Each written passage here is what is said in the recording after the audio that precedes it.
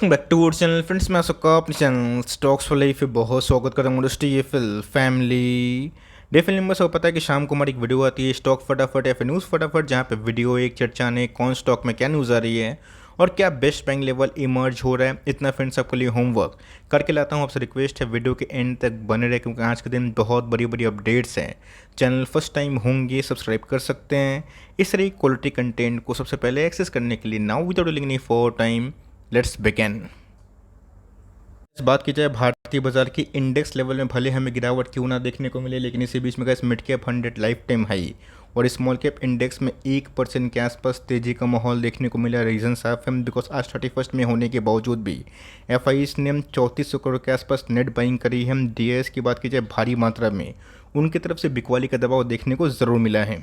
इसी नोट के संग अगर आप देखें तो मई का महीना खत्म हो चुका है, कल दोस्तों 1 जून है और ऑफ कोर्स कल का दिन बेहद इंपॉर्टेंट होने वाला है। और कल अगर यूएस बाजार में कुछ ना कुछ ऐसा घटनाक्रम हुआ जिसकी वजह से भारतीय बाजार को इम्पैक्ट हुआ ना, तो आप देख सकते हैं। तो मैं बताऊंगा कि क्या न्यूज़ है। एनीवेज अगर आप देखें तो मई के पूरे महीने में अभी तक एफआईएस ने जम के बाइंग करी है, जहाँ पर डीएस की तरफ से थोड़ी बहुत बिकवाली हमें दिखाई ज़रूर दी है। सो ऑफकोर्स यूएस बाजार को ट्रैक करना क्यों इंपॉर्टेंट है। जी हाँ गैस, 1 जून ना आप सबको अच्छे से पता है कि डेट सेलिंग लिमिट का जो डे था वो हिट होने वाला था, लेकिन यस अब यूएस संसद में जो ड्रामा है वो क्या हमें देखने को मिलता है, इसका हम लोग का खबर जो है वो ऑफकोर्स कल सुबह 7 बजे समझ में आएगा, जहाँ पे गैस वोटिंग होगी। और वोटिंग होने से पहले अगर आप देखिए तो नर्वसनेस गैस यूएस बाजार में पूरा हद तक देखने को ज़रूर मिला है। बस यूएस बाजार को छोड़ के अगर आप देखें S&P 500 फुटसी की बात की जाए, सीएसई की बात की जाए, डेक्स की बात की जाए, सब में भारी भरकम गिरावट हमें देखने को मिल रही है। जो भी गैस अच्छा खासा गिरा है।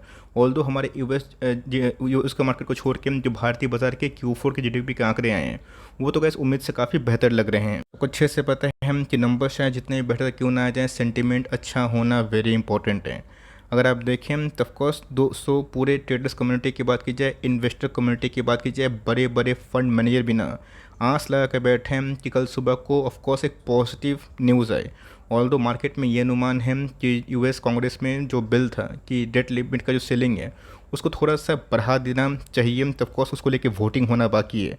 अब वोटिंग गैस जब तक आउटकम में कन्वर्ट नहीं होता बता पाना बहुत ही मुश्किल है कौन लोग फॉर में वोट करेंगे और कौन लोग अगेंस्ट में वोट करेगा। ये अपने आप में गैस आपको पता है कि किसी के पल्ले नहीं पड़ता जब तक आउटकम ना आ जाए।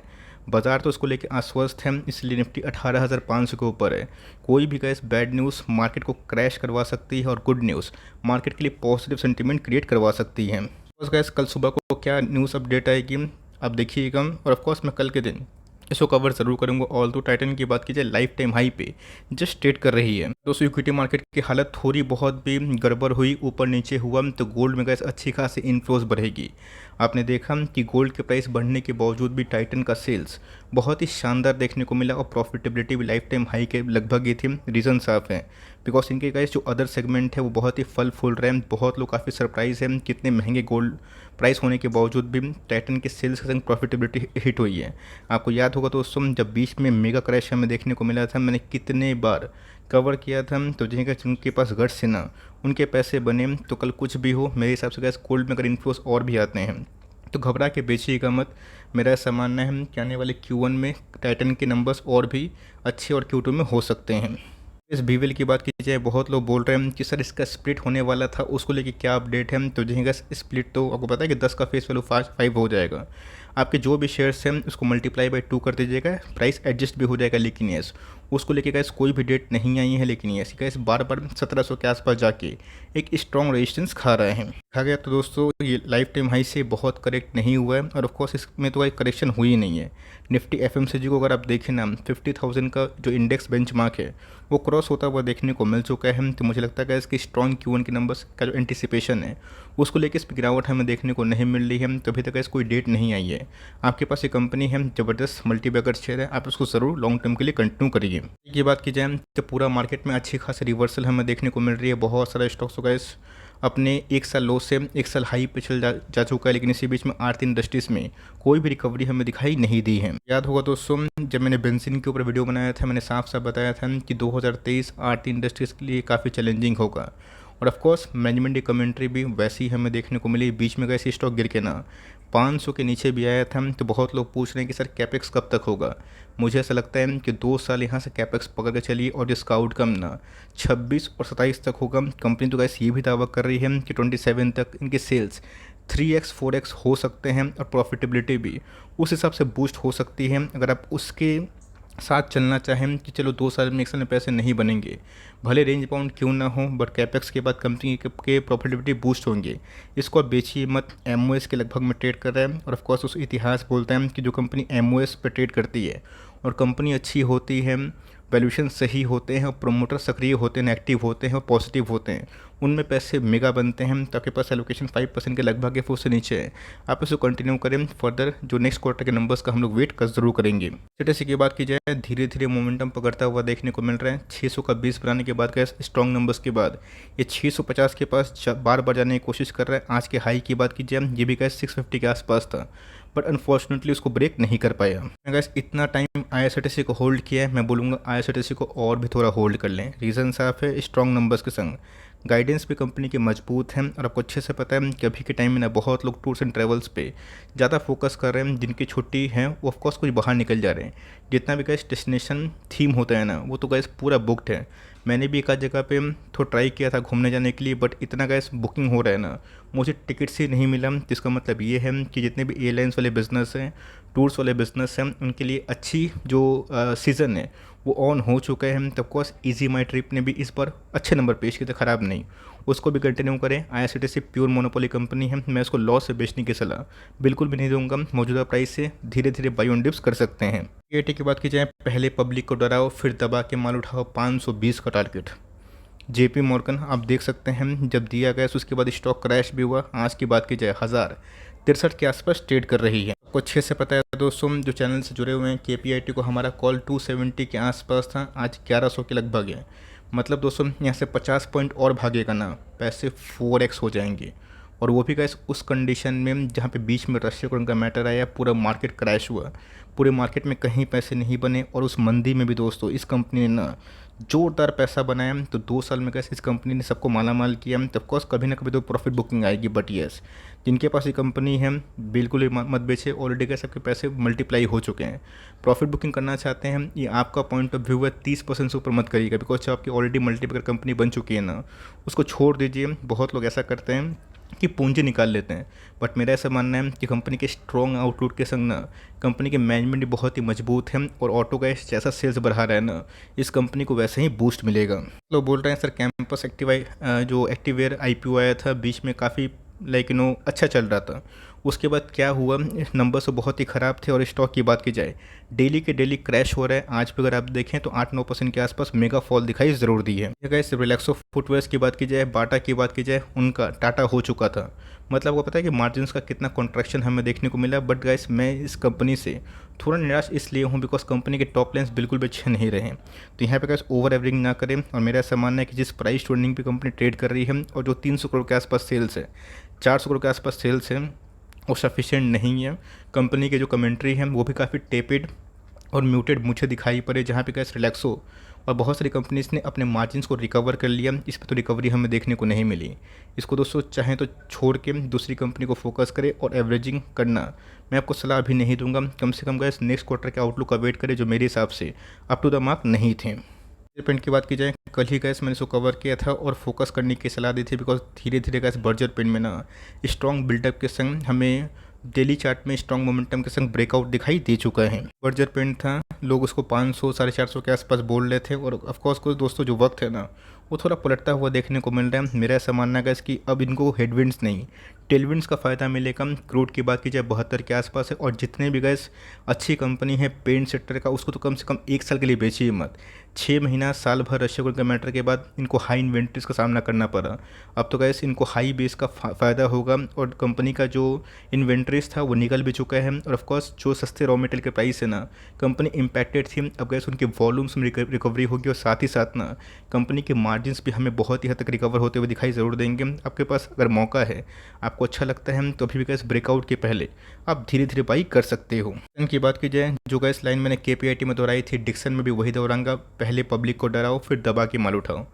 कितने लोग दोस्तों बीच में कमेंट कर रहे थे कि हाय तो मेरा 40% पैसा डूब गया, 30% पैसा डूब गया 4000 के आसपास का। जब मैंने कवर किया था ना 4200 के आसपास, काफ़ी लोग पैनिक में आ गए थे। जिनको एवरेजिंग करने का मौका मिला, मैं दावे के संग बोल सकता हूँ बहुत लोग एवरेजिंग प्राइस ना इस ख़राब कंडीशन में भी 3500 3200 के आसपास आ गया होगा। और ऑफ कोर्स अभी तो उनके जो लॉसेस थे वो रिकवर होकर प्रॉफिट में कन्वर्ट हो गए होंगे। और अभी के टाइम में दोस्तों डिक्सन में ना अनस्टॉपेबल रैली हमें दिखाई दे रही है। ऐसा हुआ, ऐसा क्यों होता है? तो ध्यान रखिएगा नंबर्स दोस्तों। आप जितना भी बेरिश कमेंट्री देख लें, जितना भी एनालिस्ट का नेगेटिव कमेंट देख लें, मार्केट को अगर समझ में आ जाएगा ना कंपनी अच्छी है, शॉर्ट टर्म में डिमांड सप्लाई के चेन की वजह से डिस्टर्ब हुई थी, रिसेशन की वजह से गाइडेंस कमज़ोर हुई थी, वो गाइस मतलब मैं क्या बोलूँ, वो समझ जाएंगे कि ये सब पूरा खेल होता है कि वीक हैंड्स को हटाऊं, स्ट्रॉन्ग हैंड्स के पास शेयर जाएं। यहाँ पे गाइस जब मैंने कमेंट्री दी थी, बहुत लोग काफ़ी गुस्सा हो गए थे, नाराज़ हो गए थे कि अब डिक्सन 2000 के नीचे ट्रेड होगा। बट मैंने क्या बताया कि वक्त कुछ और मंजूर था, 4000 के आसपास जा चुका है। अब जो नो प्रॉफिट नो लॉस में थे ब्लेम कर रहे थे, देखिए दोस्तों आपका प्राइस निकल गया है, तो नेक्स्ट टाइम से अपनी जो स्टॉक सिलेक्शन है ना उसकी ज़िम्मेदारी खुद लीजिए, किसी को दोस्त देके कोई फ़ायदा नहीं है। आप टाइम दीजिएगा, पैसे बनेंगे, रिकवर भी होंगे। खामा खा चिल्लाएंगे सिर्फ नेगेटिव बात से, और ये कोई थंब रूल नहीं है कि अब खरीदने के बाद स्टॉक नहीं गिर सकता है। मेरे खरीदने के बाद ऐसे बहुत सारे स्टॉक्स ना, प्रीवियस टाइम की बात बोल रहा हूँ, रिसेंट टाइम की बात बोल रहा हूँ, आधा भी गिरा है। तो क्या मैं किसी को ब्लेम करता हूँ? नहीं दोस्तों, सेंटिमेंट ही ख़राब है तो क्या कर सकते हैं। आज सेंटिमेंट ख़राब थे, स्टॉक ज़रूरत से ज़्यादा गिर गया। मुझे याद है कि 20% के आसपास गिरा था एक दिन का फॉल, जब इनके Q1 के नंबर्स Q2 के नंबर्स बहुत ख़राब आए थे और गाइडेंस भी कमज़ोर था। आज ऑफ कोर्स नंबर्स ने गैस स्पीक किया और कंपनी ने हाईएस्ट एवर प्रॉफिट के संग ना जो फिनेंशियल एंड किया, पूरा गैस रिवर्सल हमें देखने को मिल रहा है। इस बेस से अगर आप देखें ना स्टॉक में 30-35% के आसपास तेज़ी हमें देखने को मिल रही है। इसलिए कैसे बोलता हूँ, किसी के बहकावे में आके निवेश ना करे, अपनी सद्बुद्धि से निवेश करे। और निवेश करने के बाद जब स्टॉक गिरता है ना, करेज भी दिखाइएगा। बिना करेज के दोस्तों आप स्टॉक मार्केट में जीत नहीं सकते। ऑल्दो अच्छी कंपनी है, मैं तो कैसे इसको लॉन्ग टर्म में होल्ड एंड कंटिन्यू ज़रूर करने वाला हूँ। पूछ रहे हैं कि सर लक्ष्मी ऑर्गेनिक का क्या हुआ? बहुत सारी कंपनी से रिकवर हो चुकी है। ऑफकोर्स दोस्तों लक्ष्मी ऑर्गेनिक के मैनेजमेंट ने जो बोला अभी तक वो डिलीवर नहीं कर पा रहे हैं। टू बी वेरी ऑनेस्ट, मैं खुद सरप्राइज हूँ कि उनकी कमेंट्री क्या थी और अभी के टाइम क्या देखने को मिल रही है। बट कंपनी ख़राब नहीं है, as per the balance sheet company थोड़ा सा ओवरवैल्यूड हो चुकी है। अगर आप इनके प्रॉफिट को जज करें, एक समय प्रॉफिटेबिलिटी बहुत ही बूस्ट हुई थी, लेकिन बीच में जो ऑनगोइंग कंडीशन है कि कोल के प्राइस महंगे होने से, गैस के प्राइस महंगे होने से इनपुट कॉस्ट बढ़ा है। तो ऑफकोर्स दोस्तों हमारे बाइंग प्राइस से भी कंपनी 20 पॉइंट के आसपास, 10 पॉइंट के आसपास नीचे ट्रेड कर रही है। दोस्तों हम लोगों ने KPIT के समय खरीदा था, बहुत लोगों को याद है 270 के आसपास ये भी था, 270 के आसपास KPIT भी था। आज वो 1000 के पास है और एक 628 से 256 के आसपास है। बट कंपनी ख़राब नहीं है, स्ट्रॉन्ग बैलेंस शीट है, कर्जा का दबाव नहीं है और रिजर्व भी अच्छे हैं। मेरे हिसाब से टॉप लाइन इंक्रीज़ के संग बॉटम लाइन बूस्ट होगा। और जब दोस्तों इनकी मार्जिन्स एक्सपेंशन होंगे स्पेशल इंटरमीडिएट से, जिसको ना फ्लोरोकेमिकल बोलते हैं, तब कंपनी अच्छा कर सकती है। ओवर एवरेजिंग ना करे, बट कोई भी लेवल्स में आपके पास एक कंपनी है, लॉस में ना बेचें।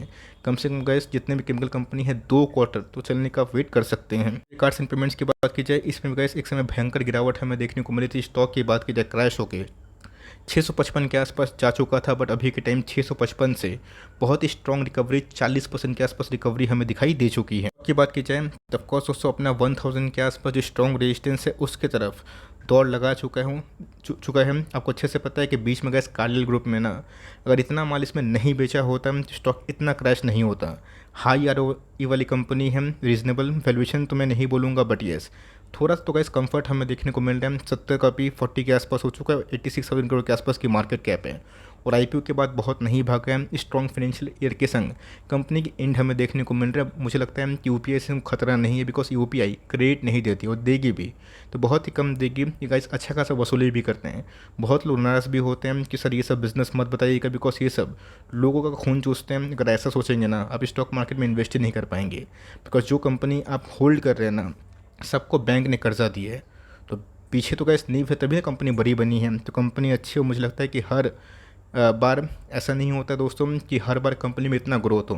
पर इंडिया के क्षेत्र की बात की जाए, मुझे लगता है क्रेडिट कार्ड को आने वाले कल में ना एक बहुत बड़ा मार्केट मिला है। अगर ये ठीक से काम करेंगे तो क्रेडिट कार्ड का मार्केट में कंपनी बहुत ही हद तक अपना पेनिट्रेशन हाई कर सकती है। इन्वेस्टमेंट की बात की जाए, शानदार कंपनी है। चोला फाइनेंस को वैसे इतना मैं पसंद करता हूँ ना, उतना मैं ट्यूब इन्वेस्टमेंट को भी पसंद करता हूँ, बिकॉज दोनों एक ही ग्रुप की कंपनी हमें दिखाई देती है। लोगों को पता है ये कौन सी ग्रुप की कंपनी है, बताइएगा ज़रूर। बट मैंने क्या बताया कि स्टॉक दोस्तों काफ़ी महंगा हो चुका है। महंगा इन द सेंस काफ़ी रैली हो चुकी है। अब ऐसा नहीं कि रैली हो चुकी है तो आगे रैली नहीं होगी।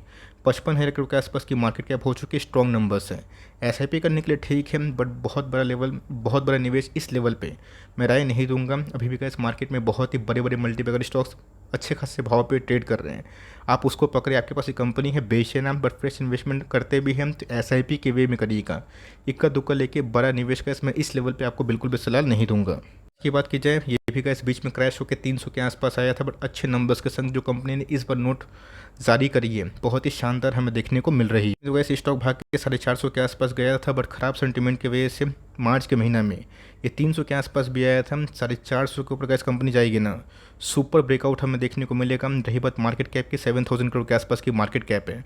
और शुगर वाली कंपनी को तो मैं उतना पसंद नहीं करता हूँ, लेकिन यस इथेनॉल का जहाँ पे नाम होता है ना, उसमें कैसी कंपनी बहुत ही अच्छा कर रही है। इथेनॉल के थीम में अगर आप बिलीव करते हैं, दूसरी कंपनी इसको होल्ड कर रहे हैं, कन्विक्शन के संग उसको भी होल्ड करे, बट इस कंपनी को आप स्पेशल फोकस कर सकते हैं। जैसे कि मैंने डिक्सन में बताया था कि मेक इंडिया थीम में अगर आप बिलीव करते हैं तो डिक्सन नंबर है, और इथेनॉल में बिलीव करते हैं तो पराज गैस उसमें अभी के टाइम में ना बायोफ्यूल में भी, इथेनॉल में भी बहुत ही अच्छा प्रदर्शन कर रहा है।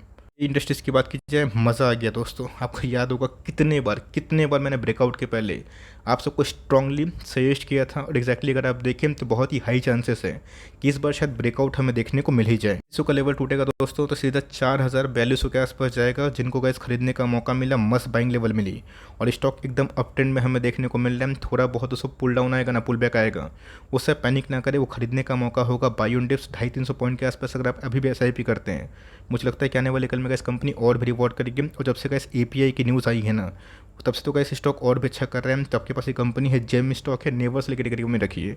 ये छोटी सी अपडेट है, आई होप मेरे फटाफट आपके लिए हेल्पफुल था। कंटेंट से लगा तो प्लीज़ लाइक करिएगा, चैनल फर्स्ट टाइम होंगे सब्सक्राइब करके बेल आइकन को प्रेस करना भी ना भूलिएगा। तो गैस मिलते हैं जल्दी ही, तब तक के लिए bye. Thanks for listening friends, God bless you all.